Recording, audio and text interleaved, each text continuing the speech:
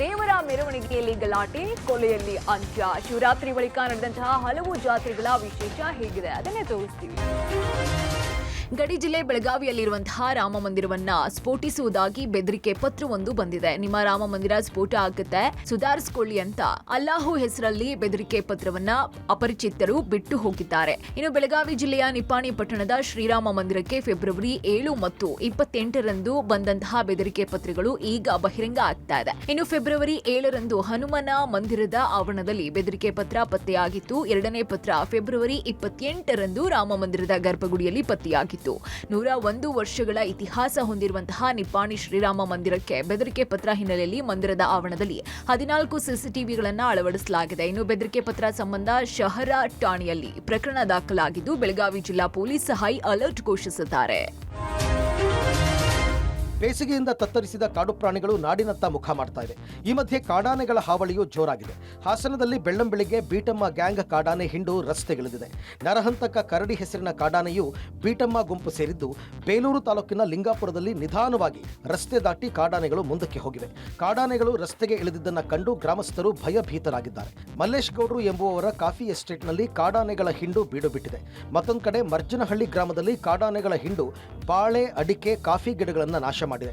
ಇನ್ನು ಕೊಡಗು ಜಿಲ್ಲೆಯ ಪೊನ್ನಂಪೇಟೆ ತಾಲೂಕಿನ ಪಟ್ಟಣದಲ್ಲಿ ಕಾಡಿನಿಂದ ನಾಡಿನತ್ತ ಕಾಡಾನೆಗಳು ಹೆಜ್ಜೆ ಇಟ್ಟಿವೆ. ಬೆಳ್ಳಂಬೆಳಿಗ್ಗೆ ಪಟ್ಟಣದಲ್ಲಿ ಪ್ರತ್ಯಕ್ಷಗೊಂಡ ಕಾಡಾನೆ ಕಂಡು ಜನರು ಆತಂಕಗೊಂಡಿದ್ದಾರೆ. ಅರಣ್ಯ ಇಲಾಖೆಯ ಸಿಬ್ಬಂದಿ ಸಹ ಕಾಡಾನೆಗಳನ್ನು ಕಾಡಿನತ್ತ ಓಡಿಸಲು ಯತ್ನಿಸುತ್ತಿದ್ದಾರೆ. ಇನ್ನು ತಿಪ್ಪಗೊಂಡನಹಳ್ಳಿ ಜಲಾಶಯದಲ್ಲಿ ಮತ್ತೆ ಕಾಡಾನೆ ಪ್ರತ್ಯಕ್ಷವಾಗಿದೆ. ಬಿರು ಬೇಸಿಗೆ ನೀರಿಗಾಗಿ ಕಾಡಿನಿಂದ ಬಂದಿರುವ ಒಂಟಿ ಸಲಗ ಕಂಡು ಸುತ್ತಮುತ್ತಲ ಗ್ರಾಮಸ್ಥರು ಭಯಭೀತರಾಗಿದ್ದಾರೆ.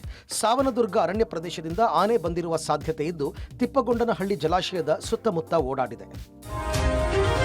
ಪ್ರಧಾನಿ ನರೇಂದ್ರ ಮೋದಿ ಇಂದು ಬೆಳಗ್ಗೆ ಅಸ್ಸಾಂನ ಕಾಜಿರಂಗ ರಾಷ್ಟ್ರೀಯ ಉದ್ಯಾನವನದಲ್ಲಿ ಆನೆ ಸಫಾರಿ ಹಾಗೂ ಜೀಪ್ ಸಫಾರಿ ಮಾಡಿದ್ದಾರೆ. ಯುನೆಸ್ಕೋ ವಿಶ್ವ ಪಾರಂಪರ್ಯ ತಾಣಕ್ಕೆ ಭೇಟಿ ನೀಡಿದ ಸಂದರ್ಭದಲ್ಲಿ ಉದ್ಯಾನದ ಸೆಂಟ್ರಲ್ ಕೊಹೋರಾ ಶ್ರೇಣಿಯ ವಿಹಿಮುಖ ಪ್ರದೇಶದಲ್ಲಿ ಮೊದಲು ಆನೆ ಸಫಾರಿ ನಡೆಸಿದರು. ಬಳಿಕ ಅದೇ ವ್ಯಾಪ್ತಿಯಲ್ಲಿ ಜೀಪ್ ಸಫಾರಿ ನಡೆಸಿದರು. ಈ ವೇಳೆ ಪ್ರಧಾನಿಯೊಂದಿಗೆ ಉದ್ಯಾನವನದ ನಿರ್ದೇಶಕಿ ಸೋನಾಲಿ ಘೋಷ್ ಮತ್ತು ಇತರ ಹಿರಿಯ ಅರಣ್ಯಾಧಿಕಾರಿಗಳು ಇದ್ದರು. ಇನ್ನು ಪ್ರಧಾನಿ ಮೋದಿ ಕಾಜಿರಂಗ ರಾಷ್ಟ್ರೀಯ ಉದ್ಯಾನವನಕ್ಕೆ ಭೇಟಿ ನೀಡಿದ ಮೊದಲ ಪ್ರಧಾನಿ ಎನಿಸಿಕೊಂಡಿದ್ದಾರೆ. 2 ದಿನಗಳ ಅಸ್ಸಾಂ ಪ್ರವಾಸದಲ್ಲಿರುವ ಮೋದಿ ಜೋರ್ಹತ್ನಲ್ಲಿ ಅಹೋಮ್ ಜನರಲ್ ಲಚಿತ್ ಬರ್ಪುಕನ್ ಅವರ 125 ಅಡಿ ಎತ್ತರದ ಪ್ರತಿಮೆಯನ್ನು ಉದ್ಘಾಟಿಸಿದರು. ಬೆಳಗಾವಿಯಲ್ಲಿ ಮತ್ತೆ ಎಂಇಎಸ್ ಪುಂಡರು ದರ್ಪ ಮೆರೆದಿದ್ದಾರೆ. ಜೈ ಮಹಾರಾಷ್ಟ್ರ ಅಂತ ಕೂಗಬೇಡಿ ಅಂತ ಉದ್ಯಮಿ ಮೇಲೆ ನಾಡದ್ರೋಹಿ ಎಂಇಎಸ್ ಪುಂಡರು ದರ್ಪ ಮೆರೆದಿದ್ದಾರೆ.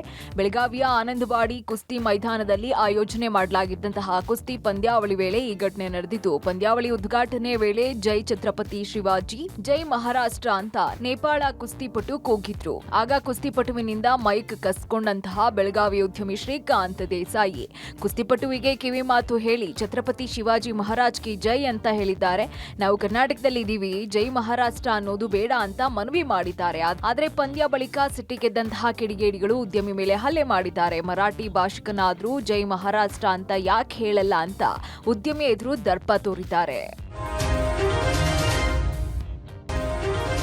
ಬೆಂಗಳೂರಿನಲ್ಲಿ ದೇವರ ಮೆರವಣಿಗೆ ವೇಳೆ ನಡೆದಂತಹ ಗಲಾಟೆ, ಯುವಕನ ಬರ್ಬರ ಕೊಲೆಯಲ್ಲಿ ಅಂತ್ಯ ಆಗಿದೆ. ಟಮಟೆ ಏಟಿಗೆ ಡಾನ್ಸ್ ಮಾಡುವ ವೇಳೆ ನಡೆದಂತಹ ಗಲಾಟೆ ಕೊನೆಗೆ ಕೊಲೆಯಲ್ಲಿ ಮುಕ್ತಾಯ ಆಗಿದೆ. ಪ್ಯಾಟ್ರಾಯನ್ಪುರ ಮುನೇಶ್ವರ ಬ್ಲಾಕ್ನಲ್ಲಿ 23 ವರ್ಷದ ಯೋಗೇಶ್ನನ್ನ ಕೊಲೆ ಮಾಡಲಾಗಿದೆ. ನಿನ್ನೆ ಶಿವರಾತ್ರಿ ಹಬ್ಬದ ವೇಳೆ ದೇವರ ಮೆರವಣಿಗೆ ನಡೀತಾ ಇತ್ತು. ಈ ವೇಳೆ ಡಾನ್ಸ್ ಮಾಡ್ತಾ ಇದ್ದಂತಹ ಕೊಲೆಯಾದಂತಹ ಯೋಗೇಶ್ನ ಕೈ ಇತರ ಗುಂಪಿನ ಯುವಕರಿಗೆ ಟಚ್ ಆಗಿತ್ತು. ಇದೇ ವಿಚಾರಕ್ಕೆ ಚಾಕು ಇರಿದು ಬರ್ಬರವಾಗಿ ಯುವಕರು ಕೊಲೆ ಮಾಡಿದ್ದಾರೆ. ಇನ್ನು ಬ್ಯಾಟ್ರಾಯನ್ಪುರ ಪೊಲೀಸ್ ಠಾಣೆಯಲ್ಲಿ ಪ್ರಕರಣ ದಾಖಲಾಗಿದೆ. ಆರೋಪಿಗಳ ಪತ್ತೆಗೆ ಪೊಲೀಸರು ಬಲೆ ಬೀಸಿದ್ದಾರೆ. ಚಾಮರಾಜನಗರ ಜಿಲ್ಲೆಯ ಮಹದೇಶ್ವರ ಬೆಟ್ಟಕ್ಕೆ ಪಾದಯಾತ್ರೆ ಮಾಡಿ ಗಮನ ಸೆಳೆದಿದ್ದಂತಹ ಶತಾಯುಷಿ ವೃದ್ಧೆಯನ್ನ ಸಾಲೂರು ಮಠದ ಶ್ರೀಗಳು ಸನ್ಮಾನಿಸಿ ಅಭಿನಂದಿಸಿದ್ದಾರೆ. ತಾಳ ಬೆಟ್ಟದಿಂದ ಮಹದೇಶ್ವರ ಬೆಟ್ಟದ ತನಕ ಸುಮಾರು 18 ಕಿಲೋಮೀಟರ್ ದೂರ ಪಾದಯಾತ್ರೆಯನ್ನ 102 ವರ್ಷದ ವೃದ್ಧೆ ಟಿಪ್ಟೂರು ಮೂಲದ ಪಾರ್ವತಮ್ಮ ಮಾಡಿದ್ರು. ಇನ್ನು ಪಾದಯಾತ್ರೆ ಮೂಲಕ ಮಾದಪ್ಪನ ದರ್ಶನ ಪಡ್ಕೊಂಡಿದ್ರು. ಇಳಿ ವಯಸ್ಸಿನಲ್ಲೂ ಕಲ್ಲು ಮುಳ್ಳುಗಳ ಹಾದಿಯಲ್ಲಿ ಬೆಟ್ಟ ಗುಡ್ಡ ಹತ್ತುವ ಮೂಲಕ ಎಲ್ಲರ ಹುಬ್ಬೇರುವಂತೆ ಮಾಡಿದ್ರು. ದೇಶಕ್ಕೆ ಒಳ್ಳೇದಾಗಬೇಕು, ರೈತರಿಗೆ ಒಳ್ಳೇದಾಗಬೇಕು, ಮೋದಿ ಮತ್ತೆ ಪ್ರಧಾನಿ ಆಗಬೇಕು ಎನ್ನುವ ಮೂಲಕ 102 ವರ್ಷದ ವೃದ್ಧೆ ಎಲ್ಲರ ಗಮನ ಸೆಳೆದಿದ್ರು. ಇನ್ನು ವೃದ್ಧೆ ವಿಡಿಯೋ ಸೋಷಿಯಲ್ ಮೀಡಿಯಾದಲ್ಲಿ ಸಾಕಷ್ಟು ವೈರಲ್ ಆಗಿತ್ತು. ಇದನ್ನ ಗಮನಿಸಿದಂತಹ ಸಾಲೂರು ಮಠದ ಶ್ರೀಗಳು ಅಜ್ಜಿ ಪಾರ್ವತಮ್ಮ ಅವರಿಗೆ ಸನ್ಮಾನಿಸಿ ಅಭಿನಂದಿಸಿದ್ದಾರೆ.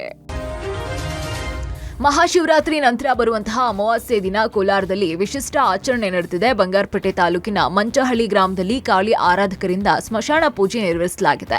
ಇನ್ನು ಸ್ಮಶಾನದಲ್ಲಿ ಅರಸು ಸಂಹಾರ ಮಹೋತ್ಸವ ನಡೆದಿದ್ದು ಮಹಾಕಾಳಿ ವೇಷವನ್ನ ಧರಿಸಿ ಸ್ವಾಮೀಜಿಯಿಂದ ವಿಭಿನ್ನ ನೃತ್ಯ ಮಾಡಿದ್ದಾರೆ. ಈ ವೇಳೆ ಸ್ವಾಮೀಜಿ ಮೇಲೆ ಕಾಳಿ ಆಹ್ವಾನೆಯಾಗ್ತಾಳೆ ಅನ್ನೋ ನಂಬಿಕೆ ಇದೆ. ಕಾಳಿ ಆರಾಧಕರು ದುಷ್ಟ ಶಕ್ತಿಗಳ ನಿವಾರಣೆಗೆ ಕಾಳಿ ದೇವಿಯನ್ನ ಒಲಿಸಿಕೊಳ್ಳುವ ಆಚರಣೆ ಇದಾಗಿದೆ. ಇನ್ನು ಶಿವರಾತ್ರಿ ನಂತರ ದಾವಣಗೆರೆ ಜಿಲ್ಲೆಯ ಚನ್ನಗಿರಿ ತಾಲೂಕಿನ ಕೆಂಗಾಪುರದಲ್ಲಿ ಅದ್ದೂರಿಯಾಗಿ ಮುಳ್ಳಿನ ಗದ್ದುಗೆ ಪಲ್ಲಕ್ಕಿ ಉತ್ಸವ ನಡೆದಿದೆ. ಇನ್ನು ಮುಳ್ಳಿನ ಗದ್ದುಗೆ ಮೇಲೆ ಶ್ರೀರಾಮಲಿಂಗೇಶ್ವರ ಸ್ವಾಮೀಜಿಗಳು ಕೂತ್ಕೊಂಡು ಕುಣಿತಾರೆ. ಇದೊಂದು ಉತ್ಸವದ ವಿಶಿಷ್ಟ ಆಚರಣೆ ಆಗಿದೆ. ಭಕ್ತರ ಕಷ್ಟಗಳನ್ನ ನಿವಾರಿಸೋದಕ್ಕೆ ಸ್ವಾಮೀಜಿ ಮುಳ್ಳಿನ ಗದ್ದುಗೆ ಮೇಲೆ ಕೂತ್ಕೊಂಡು ಕುಣಿದು ಕಾಣಿಕ ಹೇಳ್ತಾರೆ. ಕಾರ್ಮೋಡ ಕವಿತು, ಕೆರೆಕಟ್ಟೆ ನದಿ ತುಂಬಿ ಹರಿತು, ಗಗನದ ಮುತ್ತು ಸುರಿತು ಅಂತ ಈ ಬಾರಿ ಕಾಣಿಕ ನುಡಿದಿದ್ದಾರೆ. ಇನ್ನು ಚಿಕ್ಕಬಳ್ಳಾಪುರ ತಾಲೂಕಿನ ನಂದಿ ಗ್ರಾಮದ ಶ್ರೀ ಭೋಗನಂದೀಶ್ವರ ಜಾತ್ರಾ ಹಾಗೂ ಬ್ರಹ್ಮ ರಥೋತ್ಸವಕ್ಕೆ ಚಾಲನೆ ಸಿಕ್ಕಿದೆ. ಮಹಾಶಿವರಾತ್ರಿ ಹಬ್ಬದ ಮರುದಿನ ನಡೆಯುವ ಈ ಜಾತ್ರೆ ಹಾಗೂ ಬ್ರಹ್ಮ ರಥೋತ್ಸವದಲ್ಲಿ ಸಹಸ್ರಾರು ಮಂದಿ ಭಕ್ತರು ಭಾಗವಹಿಸಿದ್ರು. ಶ್ರೀ ಭೋಗನಂದೀಶ್ವರ ಹಾಗೂ ಅರುಣಾಚಲೇಶ್ವರ ಸ್ವಾಮಿಯ ಜೋಡಿ ಬ್ರಹ್ಮ ರಥೋತ್ಸವ ರಥಗಳನ್ನ ಎಳೆಯುವ ಮೂಲಕ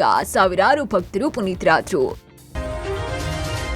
ಗದಗ ಶಿವಾನಂದ ಬೃಹನ್ ಮಠದ ಐತಿಹಾಸಿಕ ಜಾತ್ರಾ ಮಹೋತ್ಸವ ರದ್ದು ಮಾಡಲಾಗಿದೆ. ಉಭಯ ಶ್ರೀಗಳ ಹಗ್ಗ ಜಗಾಟದ ಮಧ್ಯೆ ಪಲ್ಲಕ್ಕಿ ರಥೋತ್ಸವ ರದ್ದು ಮಾಡಲಾಗಿದೆ. ಧಾರ್ಮಿಕ ಕಾರ್ಯ ರಥೋತ್ಸವ ರದ್ದುಗೊಳಿಸಿ ಗದಗ ತಹಶೀಲ್ದಾರ್ ಶ್ರೀನಿವಾಸ ಮೂರ್ತಿ ಕುಲಕರ್ಣಿ ಆದೇಶಿಸಿದ್ದಾರೆ. ಇಂದು ನಡೆಯಬೇಕಾಗಿದ್ದಂತಹ ಧಾರ್ಮಿಕ ಕಾರ್ಯಕ್ರಮಕ್ಕೆ ನಿರ್ಬಂಧ ಹೇರಲಾಗಿದೆ. ಭಕ್ತರ ದರ್ಶನಕ್ಕೆ ಮಾತ್ರ ಅವಕಾಶ ಕಲ್ಪಿಸಲಾಗಿದೆ. ಇನ್ನು ಅಭಿನವ ಶಿವಾನಂದ ಹಿರಿಯ ಶ್ರೀಗಳು, ಸದಾನಂದ ಭಾರತಿ ಕಿರಿಯ ಶ್ರೀಗಳ ಮುನಿಸಿಗೆ ಜಾತ್ರೆಯೇ ರದ್ದಾಗಿದೆ. ಕಿರಿಯ ಶ್ರೀಗಳನ್ನ ಹೊರಗಿಟ್ಟು ಜಾತ್ರೆ ತಯಾರಿ ಮಾಡಿದ್ದಕ್ಕೆ ಹೊತ್ಕೊಂಡಿದ್ದಂತಹ ವಿವಾದವು ಕೋರ್ಟ್ ಆದೇಶದ ಹೊರತಾಗಿಯೂ ಕಿರಿಯ ಶ್ರೀಗಳ ಕಡೆಗಣನೆ ಆರೋಪ ಮಾಡಲಾಗಿದೆ. ಜಾತ್ರೆ ಬ್ಯಾನರ್ನಲ್ಲಿ ಕಿರಿಯ ಶ್ರೀಗಳ ಫೋಟೋ ಹಾಕುವಂತೆ ಭಕ್ತರು ಪಟ್ಟು ಹಿಡಿದಿದ್ದಾರೆ. ಹೀಗಾಗಿ ಜಾತ್ರೆಗೆ ಉಭಯ ಶ್ರೀಗಳ ಭಕ್ತರಿಂದ ಅಡ್ಡಿ ಹಿನ್ನೆಲೆಯಲ್ಲಿ ಜಾತ್ರೆ ರದ್ದು ಮಾಡಿದ್ದು ಪರಿಸ್ಥಿತಿಯ ಕಂಟ್ರೋಲ್ ಮಾಡೋದಕ್ಕೆ ಸೆಕ್ಷನ್ 144 ಜಾರಿ ಮಾಡಲಾಗಿದೆ.